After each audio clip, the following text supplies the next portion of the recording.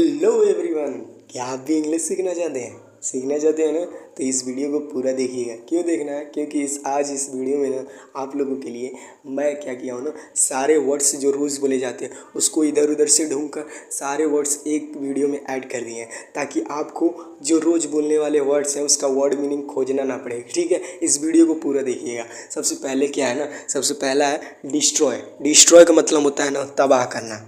Destroy का मतलब होता है तबाह करना। ठीक है, दूसरा है शैडो।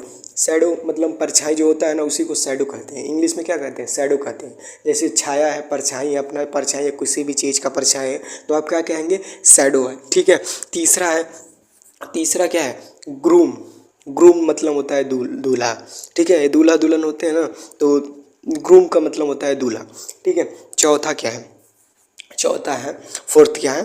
फोर्थ हमारा फॉरगिव है। चौथा हमारा फॉरगिव है। फॉरगिव का मतलब क्या होता है? फॉरगिव का मतलब होता है ना माफ़ करना। किसी को माफ़ कर रहे हैं तो क्या कहेंगे? फॉरगिव। ठीक है, पांचवा क्या है? हरी। हरी का मतलब होता है जल्दी।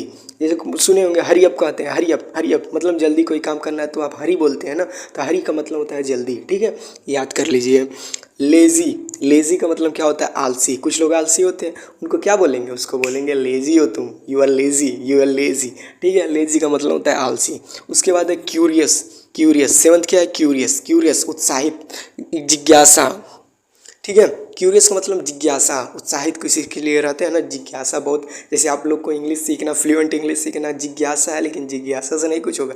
इस वीडियो को पूरा देखना भी ज़रूरी है। ठीक है, जिज्ञासा क्या है? क्यूरियस। क्यूरियस का मतलब क्या होता है? जिज्ञासा। अब देखिए आठवां क्या है? आठवां जो है ना वो इंटेंशन है। इंटेंशन का मतलब होता है इरादा। इंटेंशन का मतलब क्या होता है? इरादा। तो इंटेंशन को क्या बोलेंगे? इरादा क्या है आपका? ठीक है, नाइन्थ वन जो है ओपिनियन। ओपिनियन का मतलब होता है राय। ओपिनियन का मतलब होता है राय। किसी का सलाह ले रहे हैं, किसी से ओपिनियन ले रहे हैं, तो क्या बोलेंगे? उस राय को क्या बोलेंगे? ओपिनियन। ठीक है, टेंथ वन है पेशेंस। पेशेंस रखना मतलब सब्र रखना, मतलब धीरज रखना, मतलब हिम्मत किसी को देते हैं ना तो पेशेंस रखिए। ठीक है, तो टेंथ वन है पेशेंस। ठीक है, 11 क्या है? एक्सक्यूज़। बहाना कोई बनाता है ना तो एक्सक्यूज़ दे रहा है। ठीक है, तो एक्सक्यूज़ का मतलब होता है बहाना। 12th है सिंपैथी। सिंपैथी का मतलब क्या होता है? सिंपैथी का मतलब होता है ना हमदर्दी। कोई बहुत लोग हमदर्दी देते हैं, सिंपैथी देते हैं। ठीक है, सिंपैथी का मतलब क्या होता है? हमदर्दी। 13 क्या है? ऑनेस्ट। ऑनेस्ट का मतलब होता है ना, ऑनेस्ट का मतलब क्या होता है? ईमानदार। आप लोग ईमानदार हैं ना? स्टडी में ईमानदारी कर रहे हैं ना? अगर अच्छे से पढ़ेंगे तभी आपको इंग्लिश बोलने आएगा। तो स्टडी में ईमानदार है, ऑनेस्ट। ऑनेस्ट का मतलब क्या होता है? ईमानदार। ठीक है, ऑनेस्ट का मतलब क्या होता है? ईमानदार। उसके बाद 14 है इनोसेंट। मासूम है। आप लोग क्या है? इनोसेंट, मासूम है। इनोसेंट का मतलब मासूम होता है। पॉसिबल। पॉसिबल मतलब मुमकिन है। इंग्लिश सीखना मुमकिन है। ठीक है, पॉसिबल है। ठीक है, उसके बाद इम्पॉसिबल।